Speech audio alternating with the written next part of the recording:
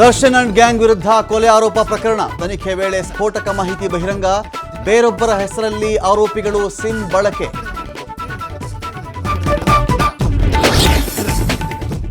ರೇಣುಕಾಸ್ವಾಮಿ ಹತ್ಯೆ ಕೇಸ್ನಲ್ಲಿ ಮತ್ತೆ ಮೂವರಿಗೆ ಸಂಕಷ್ಟ. ದರ್ಶನ್ ಸ್ನೇಹಿತ ಮೋಹನ್ ರಾಜ್, ಪವಿತ್ರ ಸ್ನೇಹಿತೆ ಸಮತಾಗೆ ನೋಟಿಸ್. ಪ್ರಭಾವಿ ಶಾಸಕರ ಕಾರು ಚಾಲಕನಿಗೂ ನೋಟಿಸ್. ಸಿಎಂ ಕುರ್ಚಿ ಮೇಲೆ ಕಣ್ಣಿಟ್ಟವರಿಂದ ಮುಡಾ ಹಗರಣ ಬಯಲು. ಕೇಂದ್ರ ಸಚಿವ ಎಚ್.ಡಿ. ಕುಮಾರಸ್ವಾಮಿ ಹೇಳಿಕೆ. ಈಗ ಅಕ್ರಮ ಯಾಕೆ ಹೊರಬಂತು ಅಂತ ಪ್ರಶ್ನೆ. ರಾಜ್ಯದಲ್ಲಿ ದಿನೇ ದಿನೇ ಡೆಂಘಿ ಪ್ರಕರಣ ಹೆಚ್ಚಳ. ಈವರೆಗೆ 6,676 ಕೇಸ್ಗಳು ವರದಿ. ಹಾಸನದಲ್ಲಿ ಮತ್ತೋರ್ವ ಬಾಲಕಿ ಸೋಂಕಿಗೆ ಬಲಿ. ಬ್ರಿಟನ್ ಚುನಾವಣೆಯಲ್ಲಿ ರಿಷಿ ಸುನಕ್ಗೆ ಮುಖಭಂಗ. 14 ವರ್ಷಗಳ ಬಳಿಕ ಅಧಿಕಾರಕ್ಕೆ ಬಂದ ಲೇಬರ್ ಪಾರ್ಟಿ. ಪ್ರಧಾನಿ ಸ್ಥಾನಕ್ಕೆ ಸುಧಾಮೂರ್ತಿ ಅಳಿಯ ರಾಜೀನಾಮೆ.